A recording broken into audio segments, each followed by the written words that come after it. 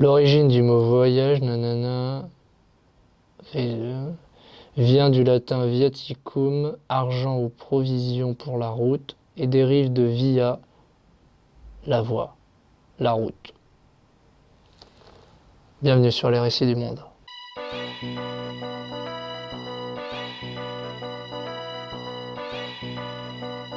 Bienvenue sur les récits du monde 2020. Aujourd'hui, on va faire une vidéo pour conclure le voyage en Europe en vélo.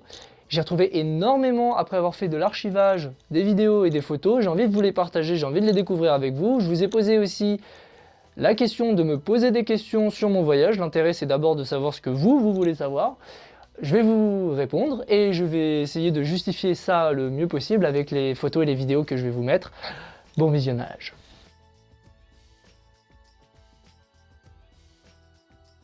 Here we go! Ooh, Lordy, my trouble so hard. Ooh, Lordy, my trouble so hard. Don't nobody know my trouble but God.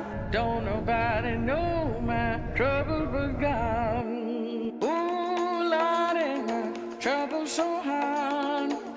Où es-tu allé? Nord de la France, Angleterre, Pays-Bas, Allemagne, Danemark, Suède, Pologne, République tchèque, Allemagne, Luxembourg, Belgique, nord de la France. Combien de temps? 2 mois et demi, du 1er juin au 14 août. Comment?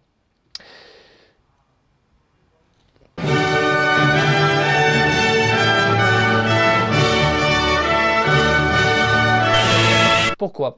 Eh ben écoute, depuis l'année dernière, quand je suis parti au Pérou en avion, il y a eu une année donc de séparation entre ces deux voyages-là. Je me suis dit quand même, il y a un petit impact écologique qui est pas sympa. Entre-temps, il y a eu ma conscience qui a pas mal bougé. J'étais déjà végétarien, mais ça s'est un peu radicalisé. Donc déjà, le vélo, c'était un moyen plutôt écologique. Et puis ensuite, bah, c'est juste pour rencontrer les gens. Un vélo, tu t'arrêtes. T'as pas de réservation, tu peux changer ta route. Et ça, c'est énormément. C'est tout ce qui m'a déplu au Pérou. C'est ta façon de voyager en fait. C'est pas ton moyen de locomotion. Quel budget? Alors en tout, ça m'a coûté 2 900 € pour les dépenses et pour les recettes. Donc j'ai réussi à équilibrer plutôt bien. Je me suis financé en ayant un job au musée des Beaux-Arts, mais j'ai eu aussi tout un tas d'aides.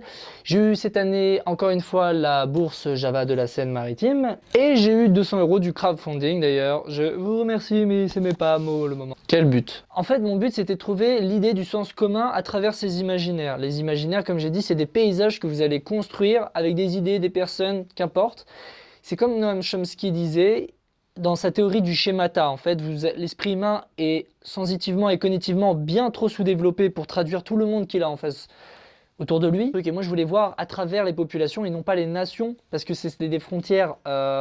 C'est des frontières qui finalement n'ont pas forcément de sens aujourd'hui dans l'Europe. Where Russia starts, Yeah. we end. Okay. Like that. It's more like if I think of a European person, if you live in Europe, you have a lot of freedom. It's easy to travel, it's easy to get visa, so it gives a certain amount of freedom. It's easy to study in one of the other European countries, it's easy to work in another European country. Comment elle perçoit son monde, et j'ai remarqué qu'à chaque fois ça fait toujours 30 km parce qu'en partant le lendemain, et bah, au bout de 30 km, la perception, la description que la personne, ce qu'elle a senti, réfléchi humainement de son périmètre, et bah, tout ça, tout se désintègre. Et donc c'est très intéressant de rentrer dans ce périmètre et de en sortir pour s'approcher, puis finalement sortir de cet imaginaire afin un peu de le comprendre. D'où l'intérêt aussi de voyager en vélo, c'est de pouvoir avoir plus de temps déjà pour observer. Qu'est-ce qui a été le plus dur physiquement et mentalement? As-tu trouvé des endroits pour faire caca dans la forêt? La chiasse, c'est comment? Je me casse.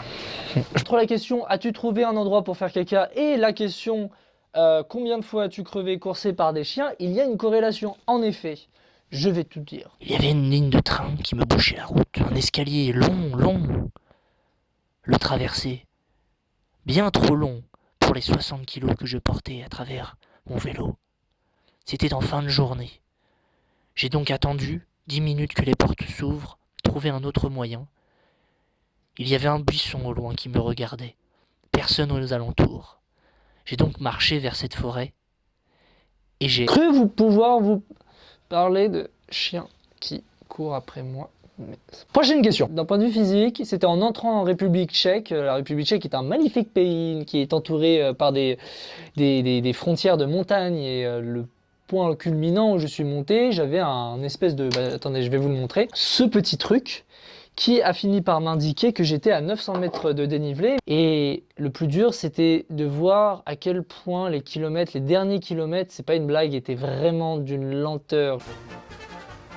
Journal de bord numéro 15 du 15 juin 2019. Nous sommes d'ailleurs le 16, puisque je n'ai pas eu la force ni le temps, surtout la force peut-être, de faire ce compte rendu hier soir, puisqu'après 154 km, j'ai jugé bon de faire attention à ma santé,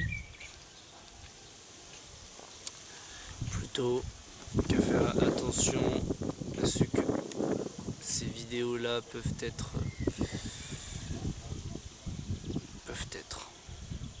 Et à vrai dire, j'en ai rien à faire. Je suis plutôt heureux. Ce soir, je quitte l'Angleterre. Donc, combien de fois as-tu crevé? 4, coursé par des chiens? Bien sûr. Trentaine? Quarantaine? Peut-être. Cinquantaine sûrement. Comment as-tu trouvé la Pologne? Un des meilleurs walkaway, c'est parce que en fait, j'étais vraiment un membre à part de la famille, ça faisait très plaisir. Il y avait beaucoup d'autres bénévoles, dont Gwen qui me pose la question. C'est pas anodin puisqu'elle est américaine. Donc énormément de culture, énormément de choses à partager. Des fois, il y a des choses qu'on connaît des pays ou qu'on connaît pas. Et à chaque fois, c'est toujours...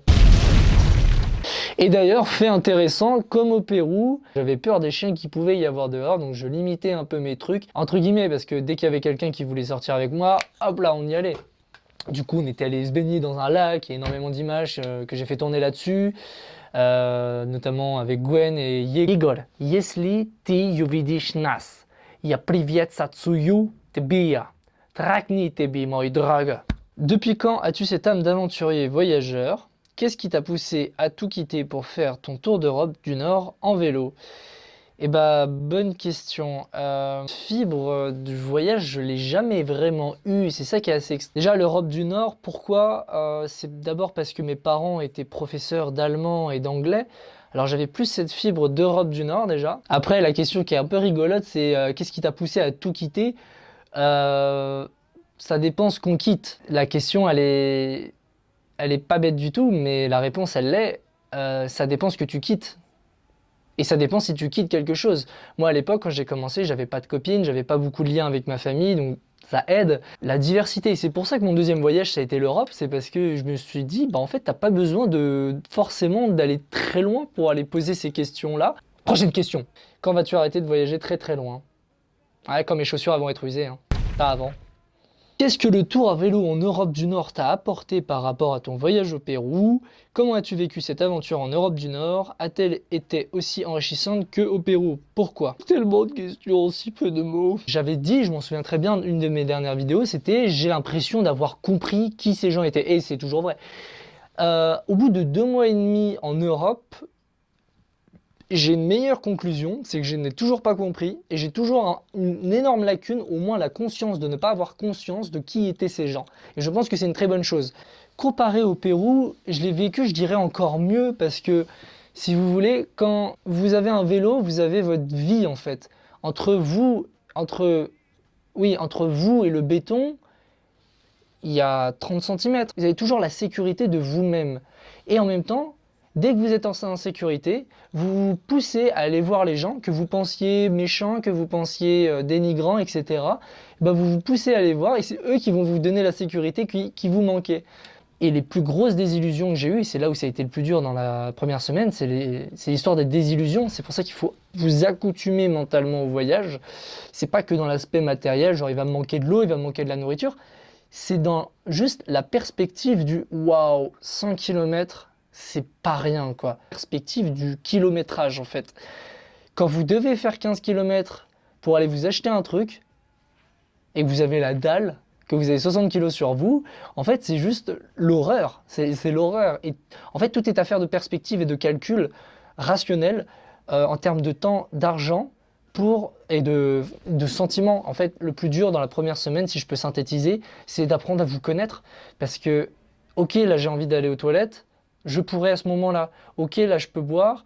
Ah merde, j'ai plus d'eau, il faut que... Ah, et il faut tout réfléchir en termes kilométriques. Et je pense avoir fait le tour d'à peu près tout ce qu'il y avait à savoir. Et ça fait une bonne transition d'ailleurs pour faire mes remerciements. Donc déjà, je remercie les 4 personnes dont les noms s'affichent pour le crowdfunding qui m'a permis d'avoir 200 €. Donc si on comptabilise Nina qui voulait voir le budget par exemple, j'en ai fait, il ressemble à ça, le dossier. 200 € qui ont permis de financer la moitié du budget consacré à l'alimentation, ce qui est pas mal. Ensuite, je remercie évidemment tous les acteurs qui m'ont aidé, dont les noms s'affichent et dont vous connaissez maintenant, je suppose, si vous me suivez depuis ces années sur ma chaîne. Je ne demanderai plus d'aide financière pour pouvoir voyager. Par contre, je continuerai énormément à communiquer et à relayer par le biais des réseaux et de mon site internet sur les dispositifs qui existent pour les plus jeunes que moi. En tout cas, j'espère que cette vidéo vous aura plu. Je vous aime. À bientôt.